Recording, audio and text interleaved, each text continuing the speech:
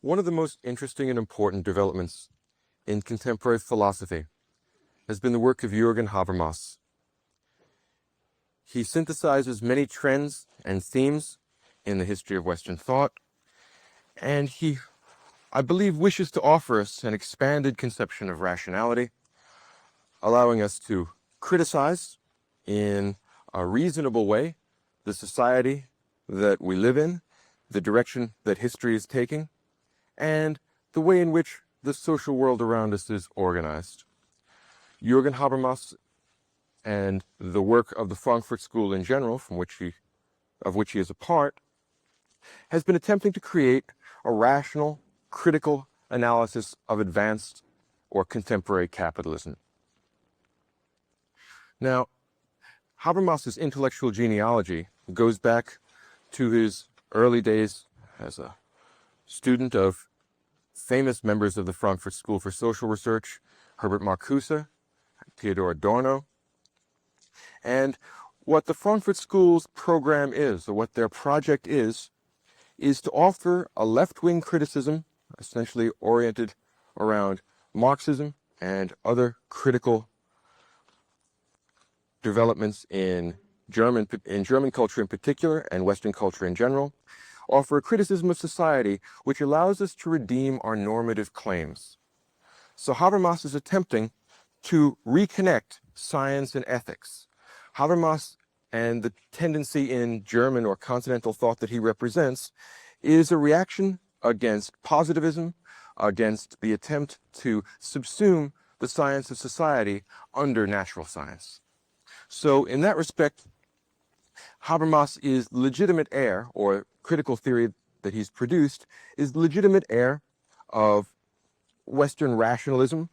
But what it tries to do, because it has to make its allowances for this century, is to create a rational critique of society that involves no metaphysics, no hocus pocus, no appeal to mythological or imaginary entities. And of course, this is a very, very tall order. To get rational normative discourse without creating a second world, without creating a Platonic realm of the forms, is what Habermas is going to try and do. He's going to appropriate the insights of psychoanalysis, of Hegelian Marxism, the Marxism that's most oriented towards human freedom and the problems of alienation.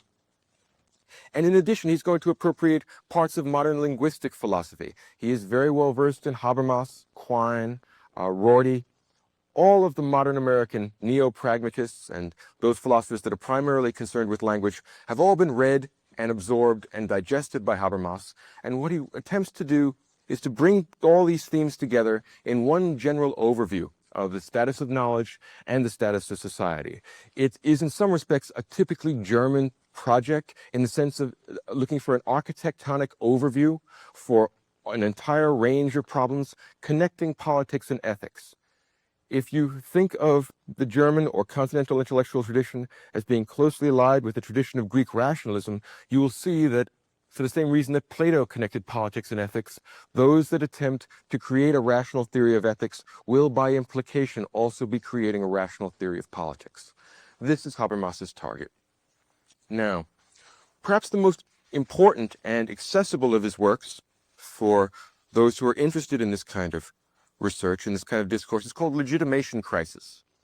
And Legitimation Crisis is a short book, roughly 140 pages, and it's an outline. It's provisional. It's a general attempt to at least organize and focus his thinking about the status of advanced capitalism, the problems that it has encountered in the past and that it's likely to encounter in the future. And in addition to that, he offers us ways in which the crises, which may or may not be coming, can be avoided or redirected or reinterpreted so that it is possible to offer a legitimate and rational justification for the norms that are characteristic of our society.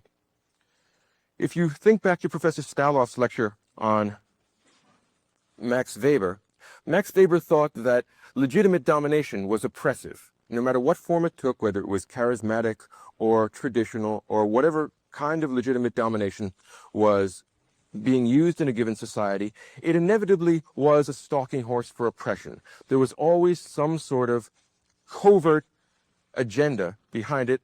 It served the interests of one particular stratum of society.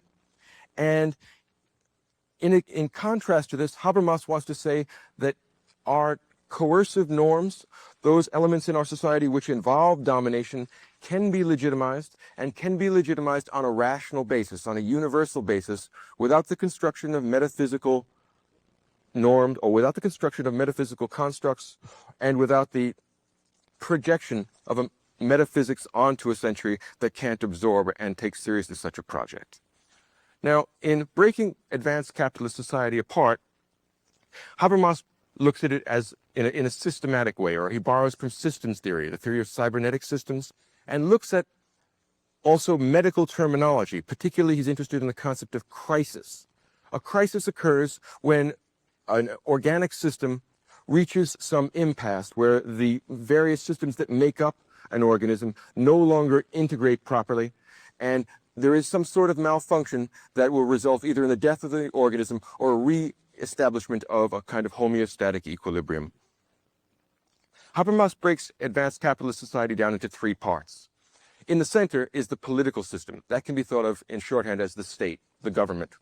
And on both sides of that, there are two other systems that perform different functions and that are absolutely necessary. On one side of the political system, we have what we might call the economic system. This is the set of activities and procedures by which human societies, particularly in this case advanced capitalist societies, appropriate the products of nature through what is called labor or work. In other words, borrowing a page from Marx, Habermas assumes that human societies, in this case advanced capitalist societies, must confront nature, must master nature and appropriate nature for their own purposes through work. The economic system, in other words, provides the things that society needs to live on, and it also, in the process of doing that, gives what he calls a fiscal skim-off, or in fact taxes, to the political system, which makes it able to run. In other words, a political system, a government, can't run unless it has money to do so. And the money, or the value that it uses in order to engage in social programs, in order to do the bureaucratic things that it needs to do, comes from the economic system. But there's a sort of homeostatic relationship between the two, because while the economic system gives to the political system what it needs, in the case of, in this case, taxes, the political system gives to the economic system things that it needs. And the political performances that are performed for the economic system are called steering performances. What the government does is it tinkers with the economy in order to optimize the productivity of the economy. So the government will be concerned with doing things like determining the supply of money, restricting the rate of inflation, determining rules for the regulation of industry, for example, Clean Air Acts, Clean Water Acts, anti-pollution legislation across the board. So there's a sort of homeostatic relationship between these two systems. The political system gets its money, gets essentially its financial lifeblood from the economic system. What it gives back to the economic system is steering performances. And these exist in a sort of homeostatic equilibrium. Now, on the other side, our third system, we have what's called the socio-cultural system. And the socio-cultural system might be thought of as that part of advanced capitalist society which appropriates internal nature rather than external nature. In other words, the socio-cultural system is the system by which we legitimize the politics and the economics characteristics of our society, and the socio-cultural system is also the part of our society that is involved in the very important function of socializing our children and of educating our children and of performing those actions on our children which allow us to cultivate their inner nature, which is to say, which allow us to educate them and cultivate our minds. This connects back to the Hegelian Marxist tradition with its particular concern with human consciousness. So rather than a kind of linear, deterministic Marxism, the kind of Marxism characteristic of the early phases of, say, Bolshevism, Habermas offers us a very sophisticated critique of capitalist society based upon Marx's conception that the political system must interact with the economic system in order to make the economic system viable, in order to optimize its performances. And in addition, the political system must also take charge of appropriating inner nature as well as external nature. It must provide for the education and socialization of children. Now, take the idea one step further. We have here three systems that form a sort of organic whole. There may be more systems than this. In other words, this is not intended to be exhaustive, but rather the idea of these three systems is meant to be necessary if not sufficient. In other words, there is no advanced capitalist society that doesn't have a government. There is no advanced capitalist society that doesn't have an economy, and there is no advanced capitalist society that doesn't have a socioeconomic system. The point here is that in performing these necessary functions, certain tensions emerge which are not immediately traceable to their point of origin. Let us make the analogy that Habermas does in comparing the body politic to the body individual, and think back to Plato's Republic and the resonances of connecting the city and the man here, just on the analogical sense.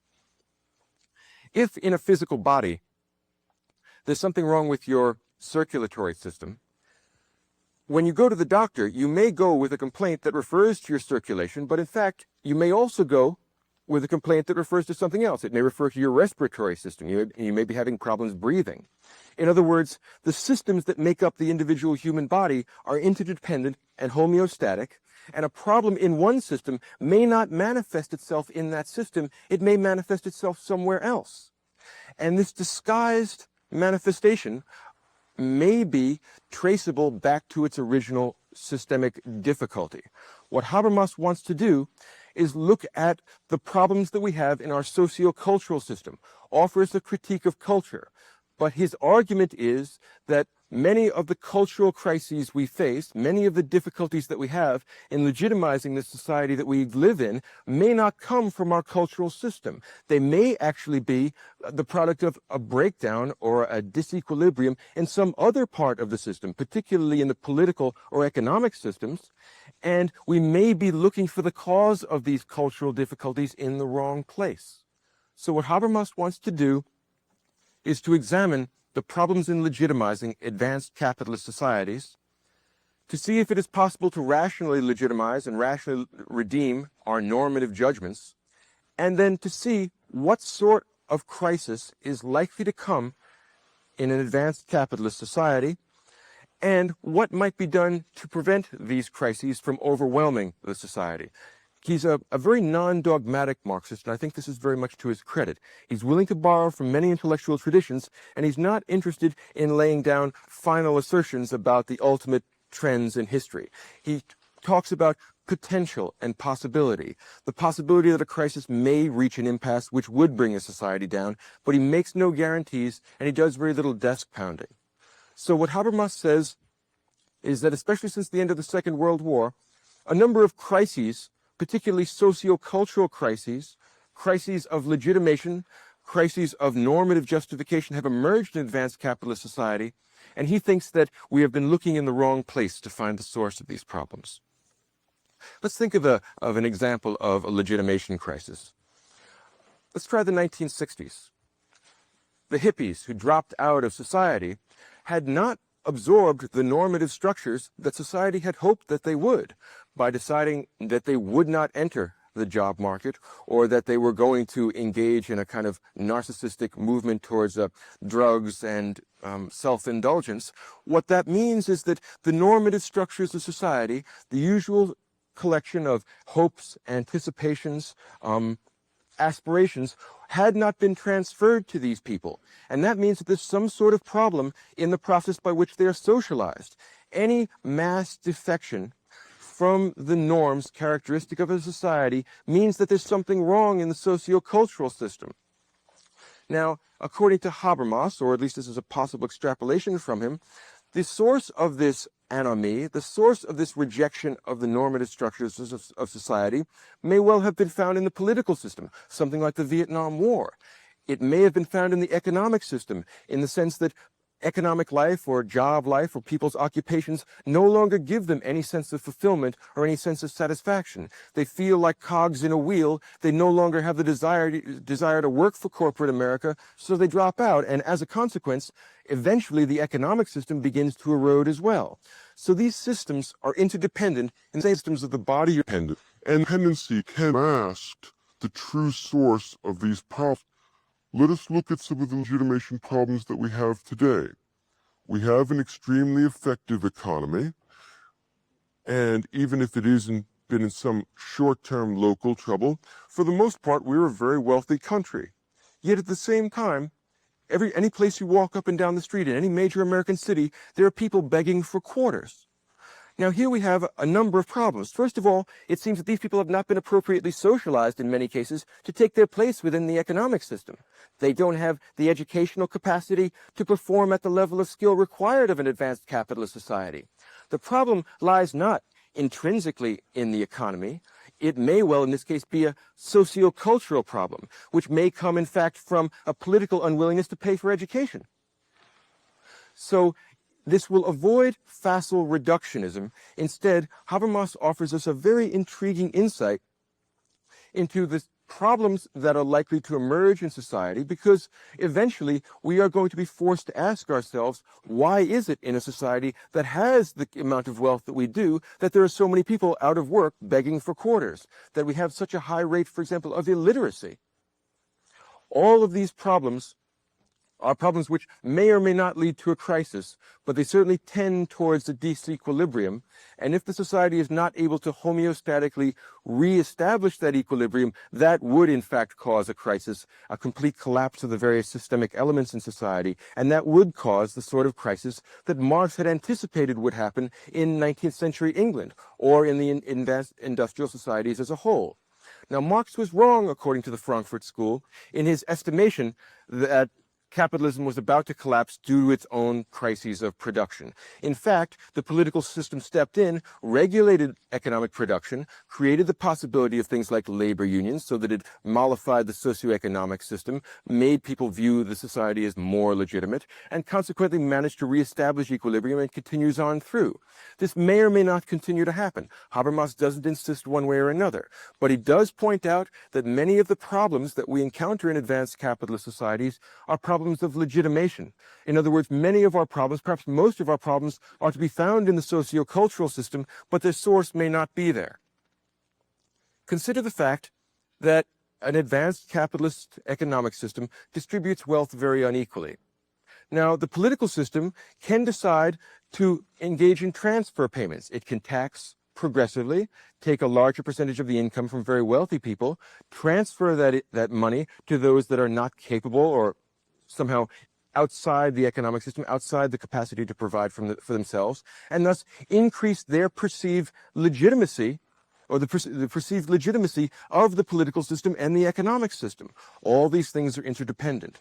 Now, one of the problems is that if the political system does not engage with things like transfer payments, fails to address the inequity in the way an advanced capitalist society distributes wealth, you may find that there are a great number of people who call into question the legitimacy of such a political and economic system.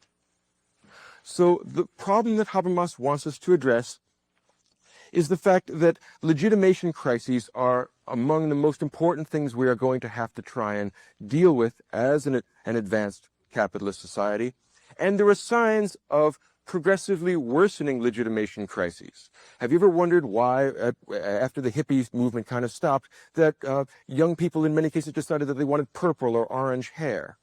Or that they engaged in behavior which showed that they wanted to distance themselves from the norms of their society? What we have here is a failure of these people to internalize the norms which society had hoped to impress upon them so that they could be integrated into the economic and political system once they came of age. Well, this sort of behavior is symptomatic of a problem in the way in which we socialize our children. And the question arises then, what sort of society would it take to create a world, to create a political and an economic and a socio-cultural system which could be rationally legitimized? And here Habermas looks for something that will allow us to make normative judgments and rationally approve of or disapprove of the coercive qualities of our society. In other words, every society must coerce people. There is no society that doesn't have laws, and there's no society that doesn't have policemen. Only anarchists would approve of something like that, and an advanced capitalist society would immediately collapse under such circumstances. I mean, think of what New York City is like during a blackout, right? Capitalist societies demand a certain degree of coercion. Perhaps every society demands a certain degree of coercion. The difficulty is, how will we know which coercion is rationally legitimate and which coercion is not? And here Habermas wants to go for an idea that says that we can rationally legitimize a kind of coercion if it serves general interests. In other words, what Habermas wishes to do is in some respects like the Kantian project of finding universal moral rules that apply to every rational person, and that these moral rules can be defended and justified and redeemed on the basis of some canons of rationality, which Habermas plans to establish. So it's a very, very ambitious project he's engaged in. Now, we have some problems. How will we know which coercion can be rationally justified? Habermas says that the only coercion which can be rationally justified is that coercion that serves the general interests as opposed to the interests of some particular segment of society. In other words, Habermas wants something approximating Kantian autonomy without the metaphysics. So he will allow the fact that if there's no metaphysics, we can't have autonomy in the Kantian sense, but perhaps we can make intelligent distinctions between different kinds of heteronomy. In other words, there will be heteronomous behaviors that serve only an individual or a small segment of society. And there are other heteronomous behaviors that serve our interests that are in the interest of society as a whole. Let me give you an example of an interest which serves not just the interest of society as a whole, but the interest of our species. Something like the ozone layer. All human beings, or all human beings that we might call rational or sane, would prefer not to have skin cancer. It does no one any good, and we share, as a species, a common human interest in preventing things like deadly diseases that cause misery and pain.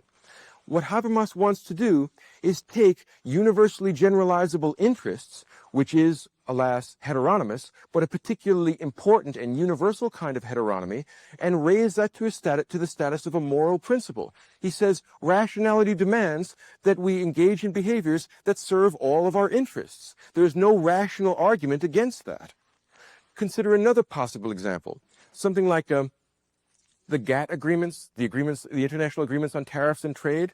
It has been found as a matter of empirical fact that the closer we come to approximating a free trade between nations, the greater the degree of the division of labor, and the greater the degree of output, the greater degree of productivity. What that means is that as a species, on a global level, the entire species ends up wealthier.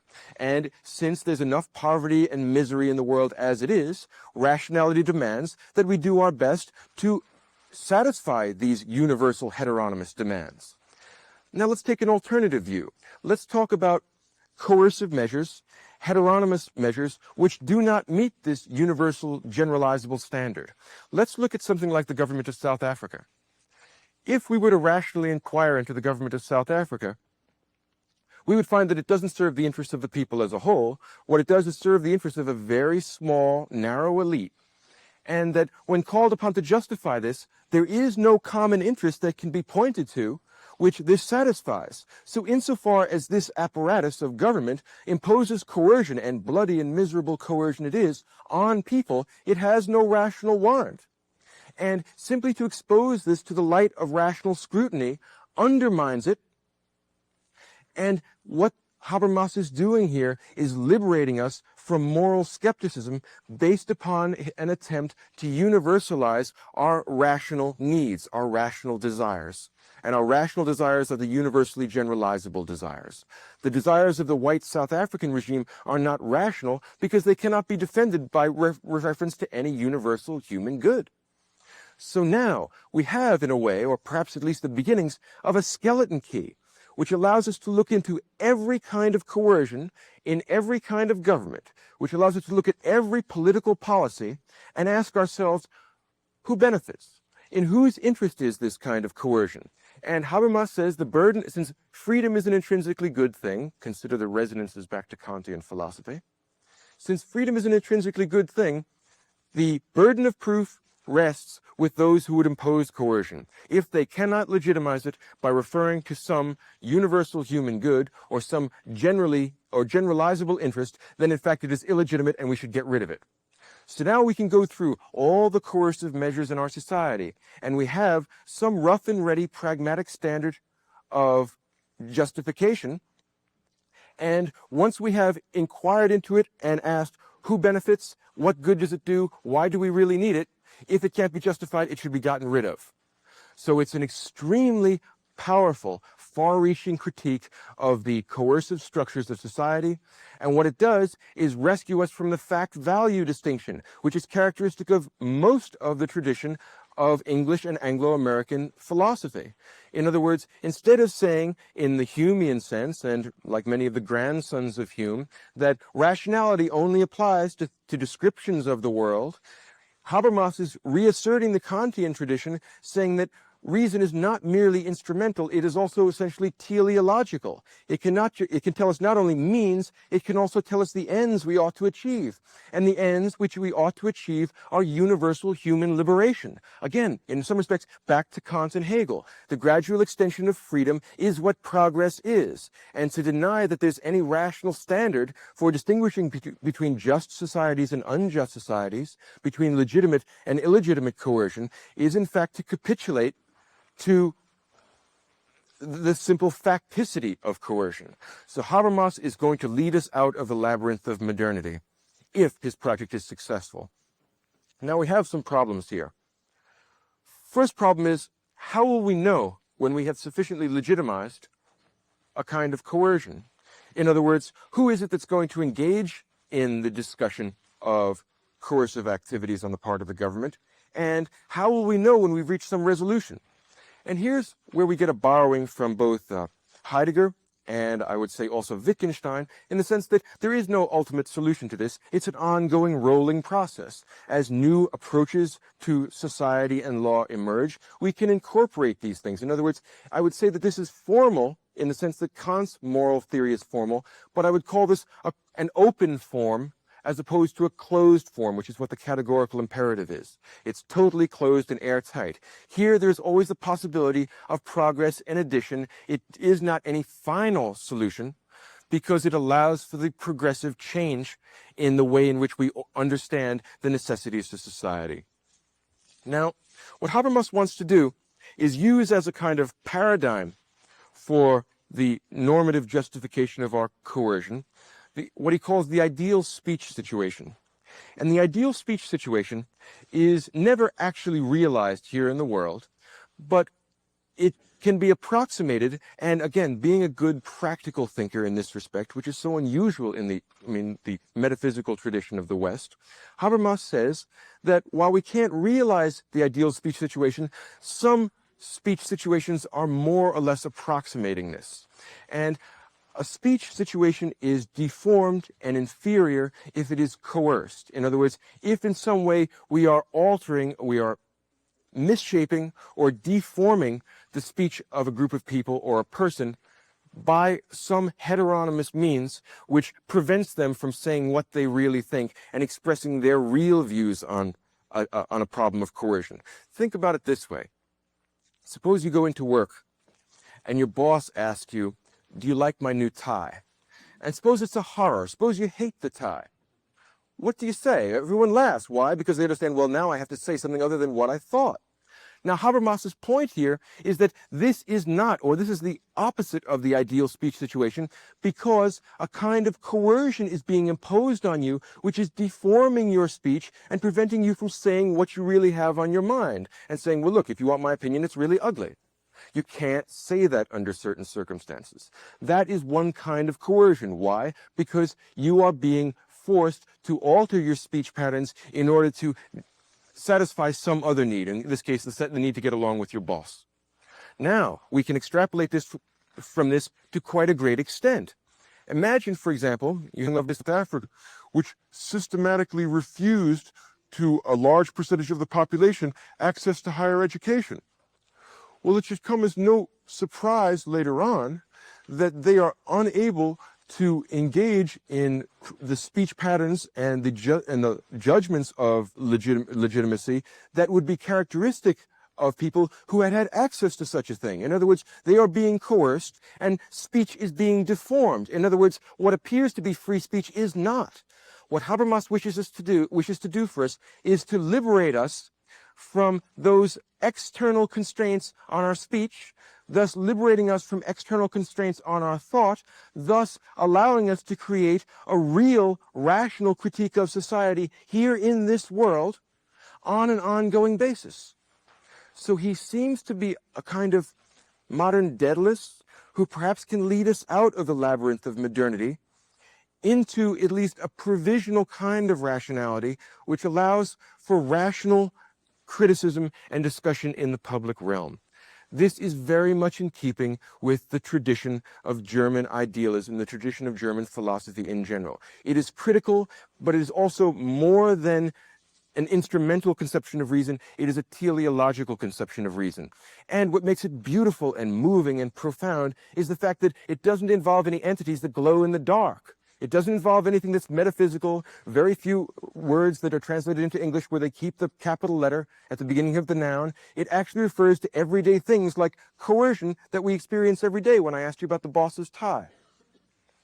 Imagine that this would allow us to take our criticism of society onward forever, incorporating whatever we need. It is an ongoing Hegelian approach to both philosophy and politics and ethics.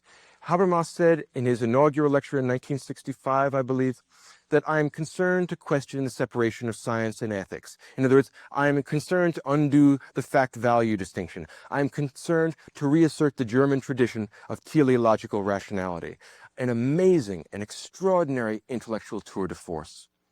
Now, he, like Wittgenstein, moves from the earlier positivistic concentration on the logical canons of grammatical speech to the social context of speech acts.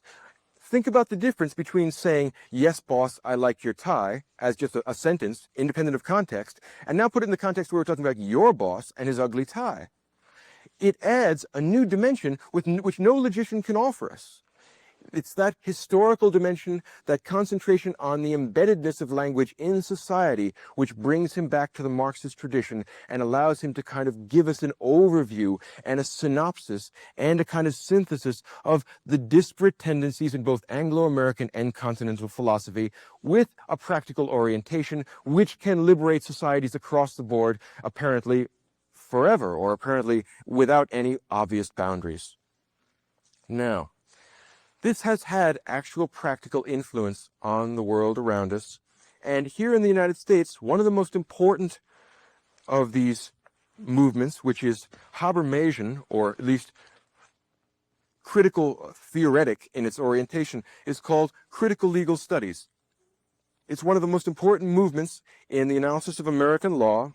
As I understand it, it's centered at Harvard Law School. And what critical legal studies wishes to do is to analyze the structures of American law. And since law is inevitably backed up with some sort of coercive force, as Hobbes says, covenants without the sword are mere words, since all of our laws are backed up by coercive force, Habermas and his disciples at Harvard Law School went and analyzed the laws that were characteristic of our society and asked, who benefits here? Is the interest that these coercions serve, is it generalizable to the society as a whole, or does it benefit a small fraction of society? If it benefits only a small fraction of society, if we simply say so, we delegitimize this, and by delegitimizing this, we can put ourselves on the road towards changing these modes of coercion to something that can be rationally justified. What we are offered here, then, is the possibility of law that is not intrinsically conservative. We do not want to get rid of the idea of law, but we do not want our laws to unjustifiably serve the interests of only a small fraction of society. Think of what, for example, critical legal studies, this sort of Habermasian analysis, would have done with the law in 19th century America regarding slavery. Well, it would ask, who benefits from this? If we were to give an equal access to all human beings in our society, to deploy speech acts without being afraid of the boss, would everybody say, yeah, this is a good idea, this is really rational, this serves all our interests? No, of course not. It is therefore irrational. It's therefore to be gotten rid of. It offers us the possibility of reasoning out our problems rather than fighting them out. And again, that's the holy grail. That's one of the main intellectual difficulties of our age. If we can't reason our problems out, we have to fight them out. Habermas is starting to forge the tools by which we might start to reason out our problems again. Think about the criticism of the law which treats women differently from men. Well, critical legal studies goes through the books of our law and asks, who benefits from the legal oppression of women? Who benefits from preventing women from taking certain jobs or getting access to certain kinds of education? Well, not the women, apparently, even though there is a veneer of concern for the health or status of women painted on these laws. In fact, they attempt to coerce women into a subordinate and inferior position in society, and this position of subordination and coercion cannot be reasonably justified. It cannot be rationally redeemed. And what critical legal studies does is point the finger at that and say, what sense does that make? And if somebody can't come up with a reasonable argument which justifies and legitimizes this coercion on the basis of generalizable interest, then it is what we mean by a bad law. It is a law which arbitrarily coerces people for no good reason. And since human freedom is an intrinsically good thing, what that means is that we have to get rid of these laws, or rather, that reason demands that we get rid of these laws, because what Habermas is kind of sneaking back in here is the idea that generalizable interests will serve the function that the categorical imperative used to serve.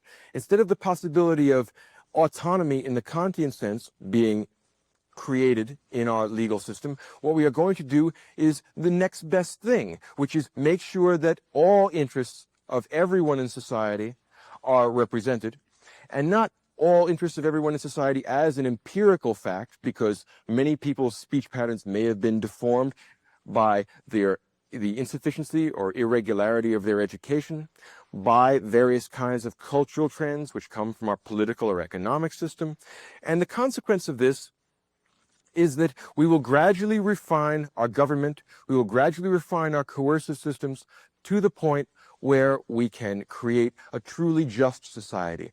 And we will have a truly just society, or we will be moving towards a purely just society, when we have a society whose coercive measures are entirely legitimate in the eyes of all those that they cover, or as many of those that they cover as can rationally engage in discourse about these coercive measures.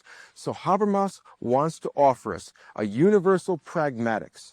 That's what he calls it. He says that a universal pragmatics will investigate the social context of language and consequently the social context of thought, and that if our government, if our politics is consistent with this sort of universal pragmatics, if in fact we can rationally justify it, then and only then will we have a just society.